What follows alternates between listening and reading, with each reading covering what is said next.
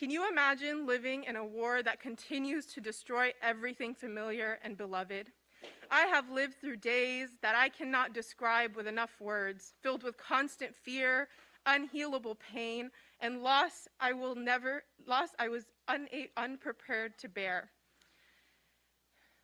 The war did not just tear apart the surroundings, but it also destroyed every sense of safety that was once part of my life, turning my home into a place of perpetual terror.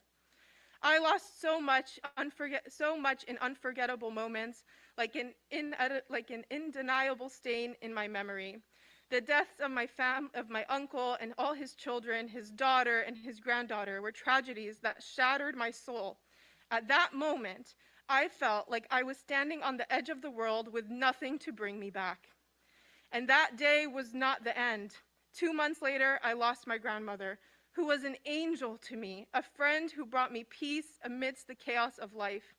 I remember that night, the sounds of shells tearing through the stillness of darkness, smoke rising in every corner as we were trapped in an endless nightmare. We tried to escape, hoping for survival even for a few moments, but before we could leave, my aunt climbed to the roof to get her children's clothes. Her request was not much. She was just a mother seeking a little warmth for her kids. She did not realize she would not return.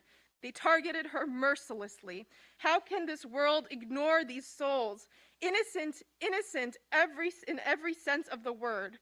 Yet they were not spared. We fled to Rafah, but Rafah was far from a safe haven. We spent long nights in the streets, the bitter cold wrapping around us, our children shivering from the cold and fear. We had no choice but to light a fire, a desperate attempt to warm ourselves amidst the relentless rain that showed no mercy for our vulnerability. But even the fire could not soothe their cries from the cold.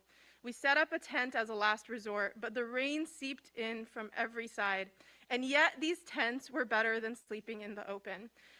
We were tired of displacement, tired of moving from place to place in search of safety that seemed like a mirage. Our lives became harder than fiction, living as if we were in an endless nightmare. Drones hovered above us as if searching for more victims, and Apache helicopters circled like terrifying specters, launching enormous missiles indiscriminately without mercy. Houses crumbled and flames consumed what little remained. Gunfire echoed everywhere, shells from all directions, where there was no safety or refuge. Every minute here is surrounded by fear and anticipation. Every sound, every movement, everything could be the last we see. We live in darkness, hiding from everything, trying to remain invisible, as if being invisible is the only way to survive. The land itself seems to scream in pain. This land that was once full of life has now become a battlefield where only the dead find a place for themselves. We wonder in moments of silence between the bombings if we will ever see peace again, or if this land is destined to remain a graveyard for generations to come. We wait, we hope, but deep down fear persists.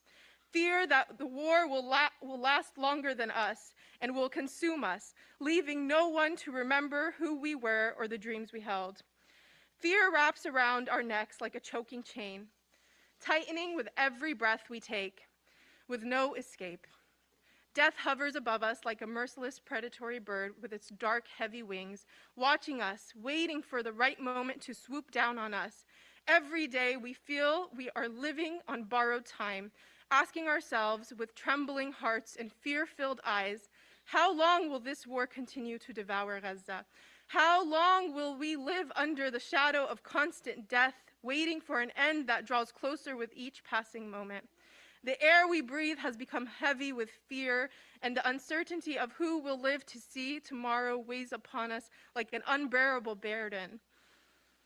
Will I be the witness to the end of this never-ending nightmare, or will I be one of its victims, leaving the land to bear witness to my grave, just another casualty beneath its soil?